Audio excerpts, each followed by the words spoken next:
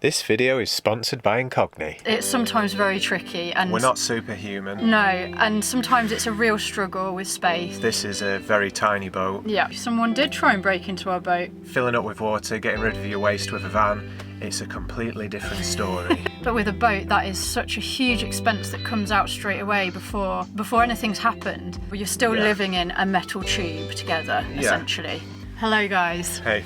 So if you're new here, we're Ben and Emily, and as a lot of you may know, we have been living off-grid for the last 4 years on a 56-foot narrowboat. Recently we sold that narrowboat and we are now living in this tiny narrowboat, Rambler, and our self-converted camper, Ronnie. Before that we've lived in shacks, other vans and shipping containers, so we've lived off-grid for a long time. We get a lot of questions about the way we live, so we thought we'd do a bit of a different video for you today. We're going to talk about the highs and lows, the pros and cons, why we love to live these ways, and also the struggles. If you're wondering if this is a good way of life for you, then hopefully this video will help you a little bit. You may know we've just taken on a massive new project. We've got a new van. So if you're wondering why we haven't started that, we're just waiting for a few more things to be done to it before it's ready to pick up. We also wanted to say that, of course, everything that we're about to talk about is just from our experience. We can only talk from our own experience. So boaters, people in vans may have different experiences of costs or just general life things happening to them. So this is just from our point of view. So we're going to start with the most important point for us, which is the freedom of it all. The freedom of living in a boat and in a van. They obviously both bring freedom. It's very different to living in a house or living in a static way. We can travel, we can experience different places whilst taking our home with us. That is probably the biggest point of why we live in either of these ways. There are so many differences between van life and boat life though. Van life, you can go wherever you want. If we wanted to go to Spain or whatever, we could literally book a ferry and be there in like 3 days or something. Whereas boats are a bit different, aren't they? Yeah, so with boats, of course, you're limited to where the canals are. You can't really take them on the sea, if you didn't know that. Although some people do on very rare occasions. I know I'm shaking my head, but I know people do it. There are some exceptions to that, which we won't go into now.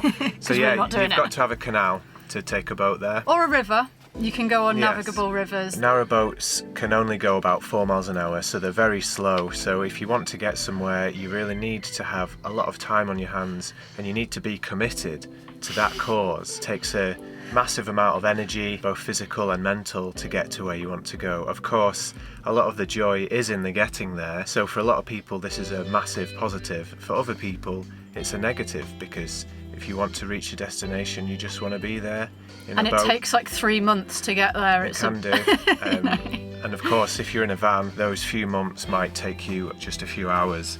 So it is really a huge difference. You can kind of see it in the way of, it's like walking to a destination. Yeah, it's about walking speed. And that's not including locks and then any other issues that might arise, like damaged locks or weather issues or those sort of things. Like Benny mentioned, a lot of people, and we definitely did to start off with, when we first got the boat, we loved how slow it was. It was just such an amazing way of travelling and a way of seeing places, just to plod along, literally at walking speed.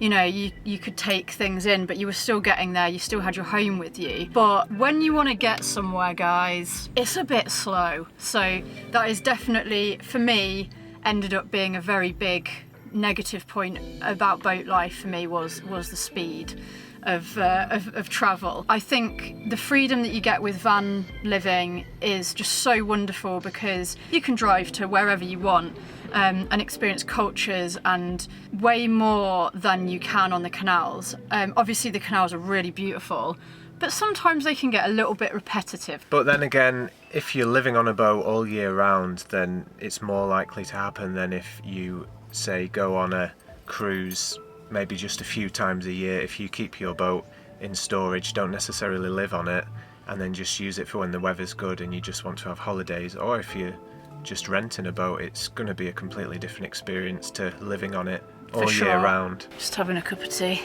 The next point is security. Have you got anything to say about security of boats and vans, Benny? Oh yeah. Okay, I've just popped over to Ronnie to get us some snacks to keep us going. And while we're on the subject of security, There's a big problem happening at the moment. Imagine a world where all your data is for sale. This includes your home address, your email address, your phone number, your internet search history, your shopping habits, etc, etc. Well, this is the world of data brokers. All of your information is for sale to companies who want to push their products onto you, but it's also at risk from scammers and cyber criminals. And I can personally relate to this because for several years I've been receiving unwanted calls from people trying to sell me all sorts of products, answer surveys, and generally wasting my time. And more recently I've found out that this is all to do with a big problem of data brokers. And that's not even to mention the masses of emails that Emily and myself receive each month. So whether you live in a van, a boat, a house, or even a hot air balloon, unfortunately our data is at risk of being bought and sold at our expense. We do have the right to request to remove this data from these data collectors. However, it would take years to contact each one separately to get our information removed. But that is where this week's sponsor Incogni comes in. Ah, there's my snack. Incogni is a service that works to remove your data and your personal information from these data brokers, so that in turn the spammers won't be able to contact you. They contact each data broker to request the removal of your data. They also fight any objections to this removal, and it's all automatic. All you have to do is sign up, make an account, and enter the information that you want removed. So for example, your name, your email address, and your phone number. Incogni does the rest. You can log into your account to see which and how many companies have been contacted, and to also see the general progress that Incogni has made. If any of your information does pop back up, Incogni is there to remove it. So take your personal data back with Incogni. You can use our code Ben and Emily via the link below to get 60% off an annual plan. They also offer a 30-day money-back guarantee, so you can try it out risk-free. Thanks so much Incogni for sponsoring this video. Right, let's get back to Rambler. So with security of boats and vans, I think again there's a lot of variation in this. If you're in the middle of a town or a city, obviously there's more people there. There's more chance that one of those people is going to be one that needs to get into your vehicle to see what's in there. But the same can be true of a boat. But then with a boat you can be so far out in the countryside, there's no troublemakers around. But then leaving your boat too alone could make it a tempting offer for a potential troublemaker. Obviously we've experienced that, haven't we? Not personally, thank goodness. Well, actually, no. Someone did try and break into our boat in Todmorden. Yeah. We went out for like 3 hours in the afternoon, got back and noticed that the bike was gone from the roof and someone had cut the D-lock, I think. I'd actually just painted the floor of the bow that morning. And there were footprints in this new black paint, and you could see where they tried to kick the front door in, but they failed to break in, luckily. If you're unlucky, it can happen, but we have, apart from that, we've never really experienced anything bad. But I'd say generally, from someone who's been on a boat for a few years, day to day, I'd say that there aren't really that many troublemakery people on the canal, often because it's too far for anybody to be bothered to walk to do it. They're too lazy. It's opportunists, isn't it? It really depends where you moor. I like vans for security because if there is any trouble, you can just drive away. Whereas with a boat, you'd be like, getting away so slow. I mean, there's so much to be said about this, isn't there? I think a lot of people say to us or ask us, do you feel safe on the boat? Is it safe on a boat? And I would say, yes, most of the time it is. I mean, I think we were just unlucky that time. Other boaters keep their eye out for each other as well, and everybody, the community of it helps on that front. Yeah, definitely. I would say that the next all the points are important, but the next point that we want to talk about is space. They're both very small spaces. Obviously, you can get different size boats, you can get different size vans, and that is why we're getting a bigger van, because that van is a little bit too small. And of course, this is a very tiny boat. Yeah. If you don't know, this is especially small. So this one's 20 foot. Whereas an average size to live on or spend more time might be between 50 and 60 foot, for example. But there is a lot of variation in that. Yeah, and that is it's just under 7 foot wide, isn't it, I think? Yeah. But obviously you can get wide beams, you can get Dutch barges, which are kind of like wide beams. There's a lot of variation in boat size. Our boat was 56 foot long, but it was what's called a cruiser stern, so there's a lot of outside space. Even though it's 56 foot long, the actual internal living space, I think, was maybe about 45 foot, something like that. It's still a lot bigger than a van, but obviously depending what vehicle you are looking at, you could live in a lorry. That's probably about the same size as our old narrowboat. So yeah, there's a lot of difference, but you know, it's still a small space. And the other factor with space is, on a boat, it's a real trade-off, because the bigger you go, the more weight that you've got to pull in with a rope, the more repairs you've got to do, the more expenses you've got on that front. Whereas in a van, you never pull a van around with a rope, so if you've got a bigger van, you don't really have to worry about that. But with a van, obviously, you've got to be careful with weight, so the new van that we've got is just under, the gross vehicle weight is just under 6 tonne. It means that even though the van's a bit bigger, but the payload is still quite good, so we can still get more. It's not that we want more stuff in the new van, it's that we want to be able to have a bigger water tank and a better battery setup, which is the heavy things, you know. But overall, living in a small space can definitely be very tricky, and if you're not used to that, highly recommend trying it out first before you commit, because it's sometimes very tricky. And we're not superhuman. No, and sometimes it's a real struggle with space. Even, you know, on the big boat, you're still living in a metal tube together, essentially. You've got to downsize a lot of your life. Yeah. Anyway, and you've also got to be pretty tidy, otherwise you're just going to be tripping over everything, and your dining table's going to be full of all your belongings. But in these small spaces, for us specifically, it's required an almost zen-like level of patience, of stacking and moving and changing, putting things away. Be able to use the space as a multifunctional space that it is. Yeah. So a big difference between the boat and a van is, well, with the sizes that we've been in, is that in the boat you can have like a full-size cooker. We even had a little bath in that boat, full-size fridge. Obviously you have got some separation between like the rooms. You can even have, some boats even have like central heating. A lot of them have diesel heaters or wood burners or multi-fuel burners or diesel fires. I think that's what they're called. They're like, they look a bit like a wood burner, but they're actually diesel heated. And then clearly in a van, there's a lot less space for that stuff. We do have a shower in our van. We do obviously have a bed, and seating, but they're kind of like on top of each other. And the kitchen's really small. So obviously there's a massive difference there with what you can have in a boat and what you can have in a van. It's kind of hard to compare them sometimes, but from what we've had, that is how it is, isn't it? Like the boat is obviously a lot more of a usable home space.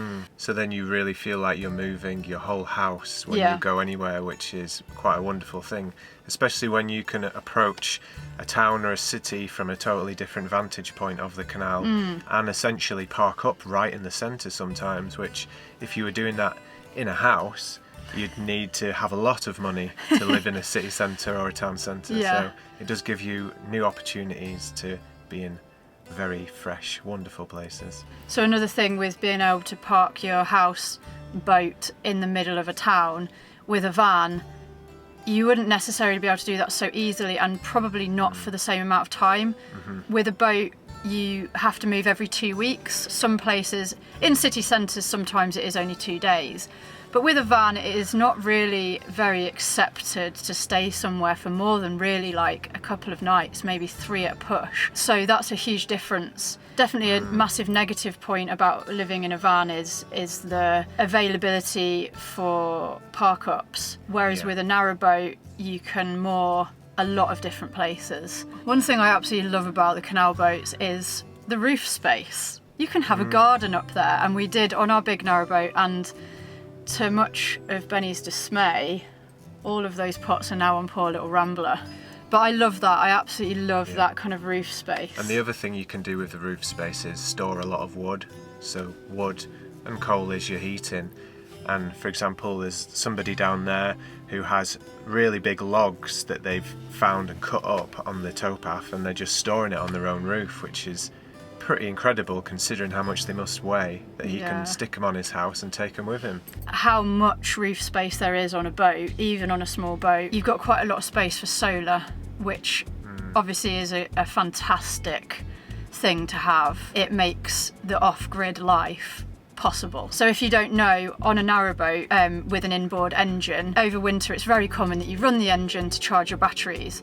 And we did have to do that in the winter on our big boat, but we had enough solar on it that in the summer and most of spring and most of autumn, we didn't have to run our engine to charge the batteries. There was so much solar on there that it just powered us, and we were charging laptops, we had the fridge on all the time, that's the pumps, that's everything. Yeah, that roof space on a boat is fantastic for just to have that bigger off-grid setup. On our new van, we are actually going to have pretty much as much solar as we did on our boat, so that's really good, but there's not going to be any roof space left. Another comparison that you could take with space between a van and a boat is that if you've got a big van, you're going to find it much harder to park. You're probably going to have to plan where you're going to park and where you're going to, depending how big it is, especially in the UK, as we know there isn't loads of parking everywhere. There are good spots and you do get lucky, but it can be difficult. Whereas in a boat, it doesn't really matter how big your boat is, you're always going to find somewhere to park the thing. The only exception with boat size is if you've got a fantastically small boat like this, you can pretty much moor anywhere there's a space. It's pretty crazy the spaces we've got into with this. Yeah, you can turn around anywhere and it's way easier to find a space in a marina or some other kind of slightly more casual long-term mooring. If you are considering getting a narrowboat, really think about the size you want, because you obviously want as much space as you can get if that's what you're after, but the longer the boat, the higher the mooring costs.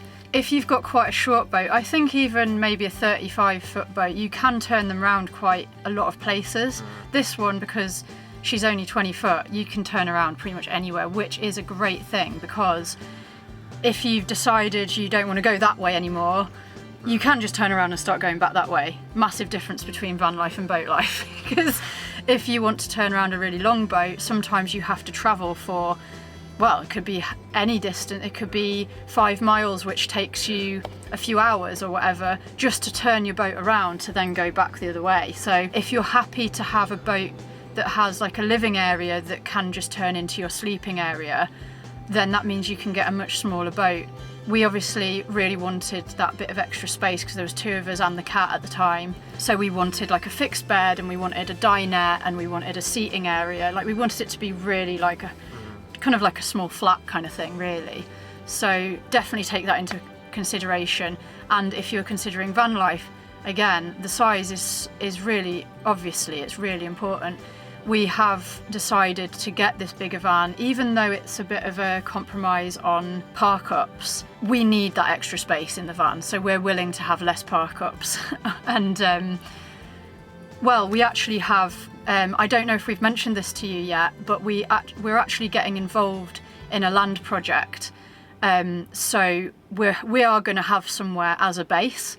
We can't tell you too much about that yet, because there's other people involved and it's very early days, but we will have a base for this big van, which is obviously a huge difference. You know, we don't just have to live on the side of the road or in laybys all the time anymore, so that's massive for us.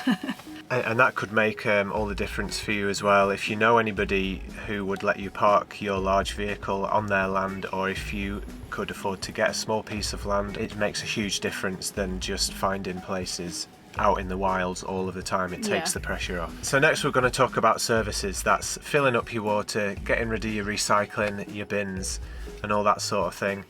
So with a boat we have service points that occur every now and again on the canal, and these can be at quite inconsistent points. So there could be one a mile away and then not one for 20 miles, or there might be one every 5 miles. It depends where you are on the system. There's definitely not enough of them, put it that way. Yeah, there's no pattern to where they are, they just are where they are.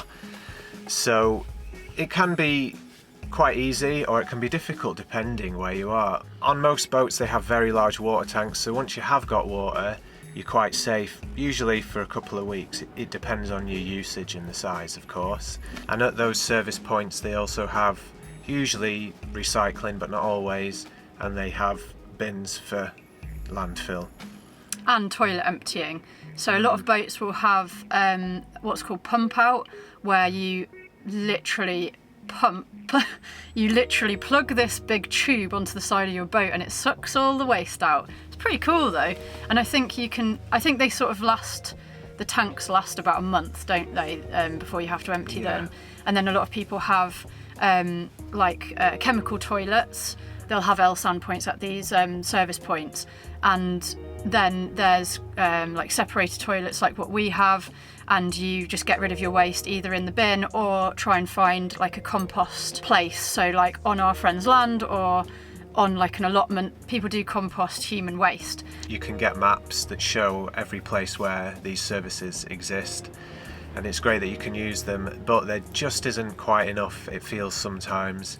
And you can get caught out. You can run out of water when a lock's been closed or when the weather's too bad, and because you can spend a whole day or even a couple of days getting to these points that you need to get to, it is possible to get stuck without or end up full of bins all over your stern and whatnot, which you don't really want. We've definitely had that a few times, haven't we, where we've had literally like 5 bin bags because we haven't been able to get to a bin. Obviously we've been lucky enough to have a vehicle with us, so worst case scenario we drive there, but for a lot of boaters they don't have a vehicle, so if they can't get to the water point it can be really bad. And in winter it's a pain in the bottom if you've got to cruise hours to just get some water.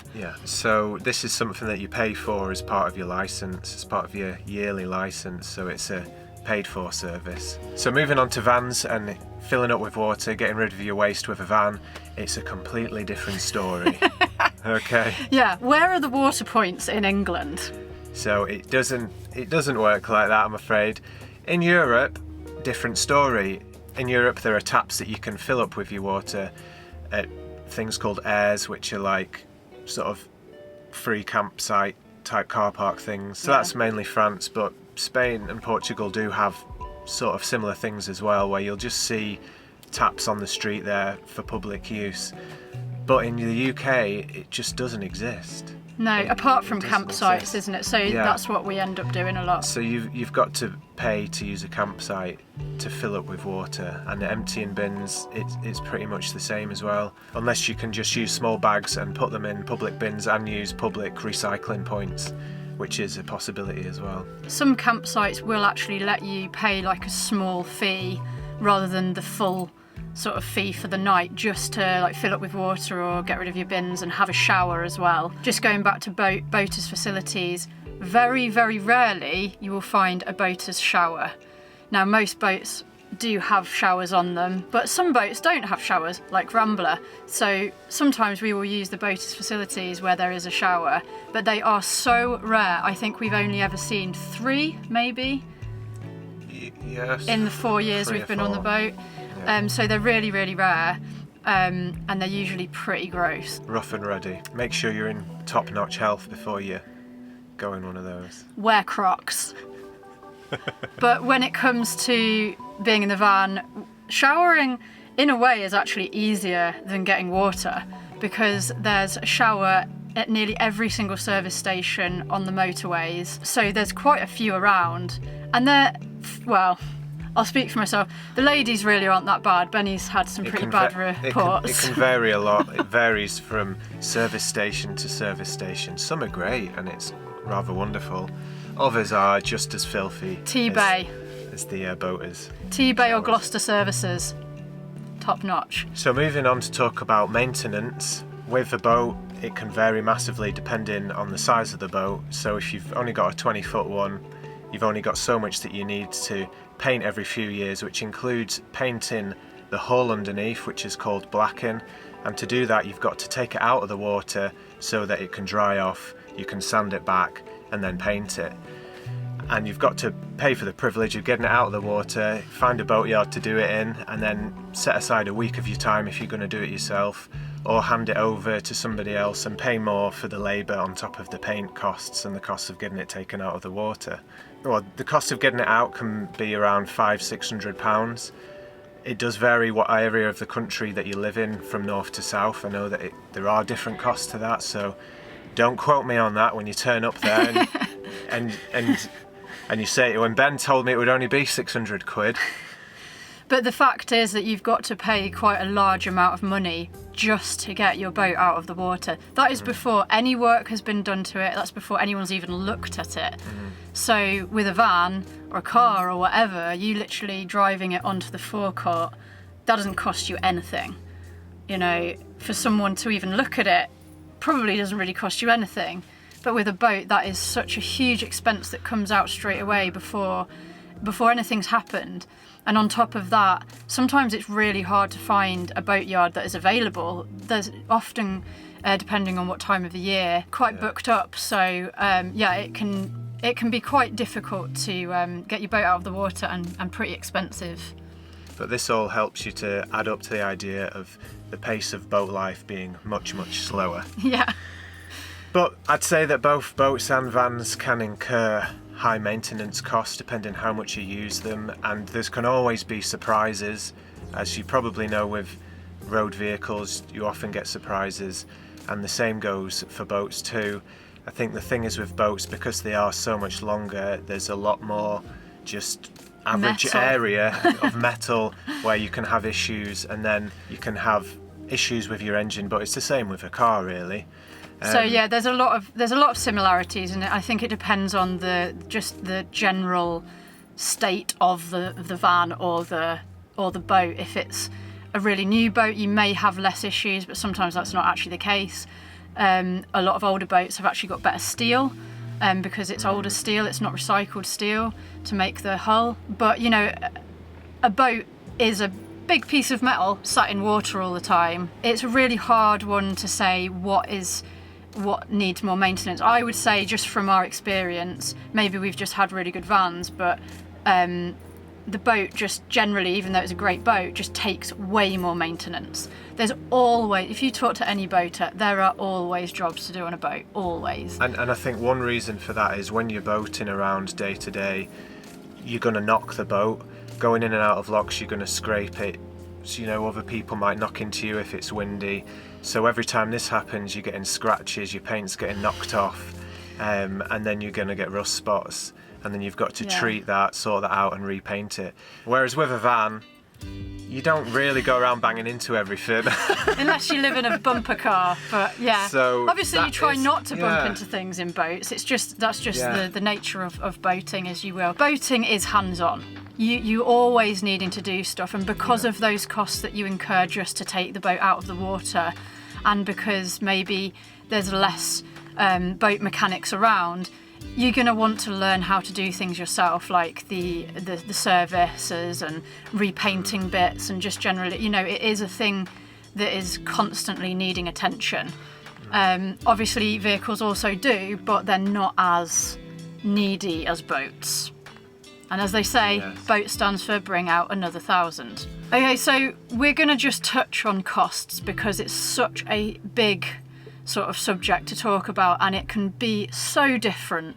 A bit like maintenance, it can be so different from vehicle to vehicle, from boat to boat. I think we were spending about £280 a year on diesel for moving the boat, which is nothing. I think we spend that about every other week in the van. I would say that the maintenance costs for us for boat life were way higher than for van life. Massively different. Yeah. I would say that boats definitely cost a lot more to maintain. And so with fuel for a van, it's going to be a lot more because you've kind of got to move around more generally. There is variation in that, of course. If you've got one spot to stay at that you're okay with, then you're not moving. But usually you're going to be moving every day, every other day, every 3 days at the most, probably. And for us, like, living in the van is so that we can travel a lot. So the cost of diesel is going to be way, way higher than the cost of diesel for the boat. So overall, we'd say that the cost of being in a van is less than being in a boat. Even though you spend more money on diesel, the overall maintenance costs of a boat are much more likely to be higher. And this, of course, is only our personal experience. That is just, that's just what we've... Yeah, that's our experience. But it might be totally different for you. If it just depends what boat you get or what van you get. So that one's very much personal to your situation. I hope we're covering some subjects that you might have questions about. If we've missed anything, do just put some questions in the comments and we will try and answer them, or maybe we'll do like another little section in another video of things that we've missed, because there's so many things to talk about, we're bound to miss them, and we don't want this video to be hours long. So we've got a couple more points to talk about. One is something that comes up when people are asking questions about how we live, and that is work and jobs. So we make money now from YouTube. Very, very grateful for that. We have sponsorships, and then we have ads on our videos, and we have patrons, and we have Buy Me a Coffee. So those forms of income allow us to live like this now. But before we did YouTube, we still lived like this, and I had an online business on Etsy selling little ornaments. Luckily that was quite a successful business, which allowed me to actually buy the boat in the first place. That's something a lot of people presume, is that our parents are rich and they have funded this. No. We have worked bloomin' hard, both of us, over the years to save up money to buy a boat or to buy a van or whatever. And now our sort of income is from YouTube, which, yeah, we are very, very grateful that it works for us. Obviously that is an online way of making money, but a lot of people wouldn't have online jobs, would they? So no, it is also possible to park your vehicle near the boat if you've got a vehicle, so you can get to work that way.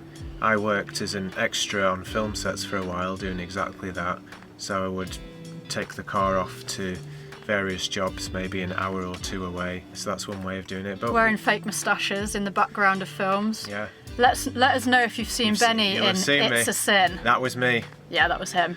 What else were you in? You were in The Railway Children.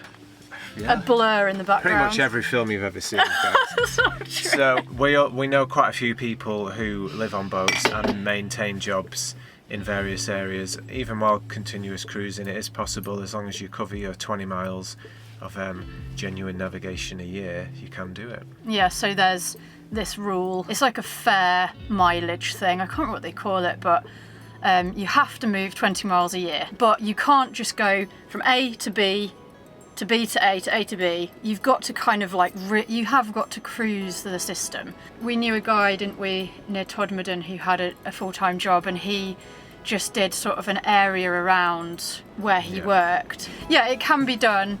And obviously if you've got kids with schools, it can be done, but it is going to be easier if you've got a mooring. But then that is another cost that maybe you don't want to incur. How about with vans? I think people do it, but I don't know. Do you do that? Do you live in a van and do that? I used to live in a van in Bournemouth in the car park of where I was a supervisor at this bar. I loved that manager. Some people do it. Thank you. She let me. So yeah, you can, maybe you've got an amazing boss that will let you park at work for a few days a week. I have heard of that as well, yeah, just sort of, if you've got a few different spots and you keep moving around them so you're not there all the time, I think you could probably do it, but it is harder. And having a job that's kind of more online is obviously a lot easier. Yeah. So. You have some people on the internet living in vans try to save up because of the lower costs, so they'll just work really hard, save up a deposit on a house or something. Yeah. So that exists as well. So that brings us on to our final point, which is social acceptance. And it's actually quite a big point for us. We don't want to end on a negative, but we have found it pretty interesting having lived in both ways, haven't we, Benny? Oh yeah. On the canal, people are very friendly to you because it's quaint and traditional and whatnot. But on a van, people are generally more suspicious, but there is friendliness too. I don't want to overgeneralise, but I think that there is that factor of not feeling quite as welcome, which is a shame. But to be honest, we have had prejudice on the canals as well. I think some people think maybe dirty travellers or something living in an alternative way, or they're angry because we don't live in a normal way. It's a funny one, isn't it? It's definitely more socially accepted to live on a boat, I think. Yeah, I think it's more of that feeling as well that you might have, because in a van you kind of think, should I be here? Is this okay? Are they okay with it? And so that kind of puts things slightly more on edge. Yeah. Whereas in a boat, you're allowed to more up. this is where you're supposed to be, so it's all good. But I'd say it's definitely more of a UK focused thing, just because in Europe there are so many places that are put aside for vans, campers and all of that, so it's just a completely different feeling. Yeah, it's definitely in the UK, and I think after this big, because this is kind of the longest time we've ever been abroad, this trip, isn't it? Yeah. So we really got used to that, and then coming back, it was like a bit of a slap in the face, kind of like, oh wow, it's a lot harder because of service, facilities, getting water and stuff. It's harder for parking, it's harder for a lot of things, and then you've got people kind of looking down on you a bit. But, these are the sort of sacrifices you make for living in that way, and it is totally worth it for me. It's just a point. We're not necessarily complaining, it's more just like a thing we've noticed. Which is really interesting, and it's a bit of a shame, but I guess it's maybe other people in vans giving van life a bad name, and then there's certain boaters that give boat life a bad name. So yeah, it's an interesting one. But overall, I would say that we've made a lot of friends on the waterways, and there are so many wonderful, wonderful people, and the sense of community on the waterways it's a real thing. Like, if you'll get off your boat and it's windy and your boat's like getting blown over there and you're both struggling with the ropes, and then another boat is over there and they'll come and help you and pull your boat in and help you tie on, and then you'll get chatting. That is incredible. But I do think that you do have that with van life as well, for sure. Like there is like we saw in Portugal, like when we were all together on that cliff, there's definitely... we were helping them push the camper out of the sand and stuff, weren't we? Yeah, there's definitely that community for both, for sure. I think that there is a point that we have missed, and that is loneliness and isolation. That one. One of the big reasons we wanted to move off the big boat was because we were feeling very isolated. We never really found our place on the canal network.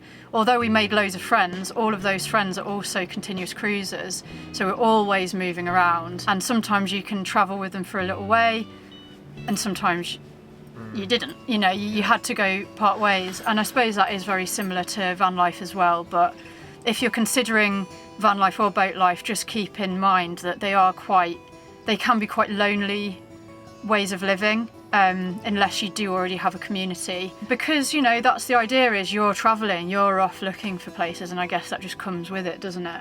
It does. But it's another kind of sacrifice.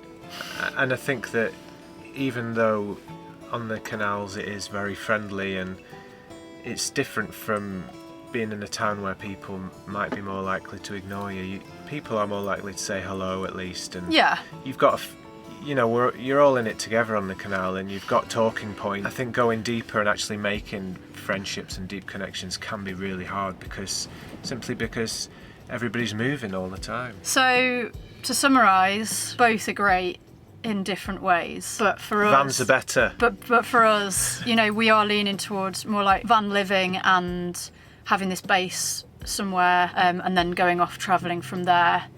So yeah.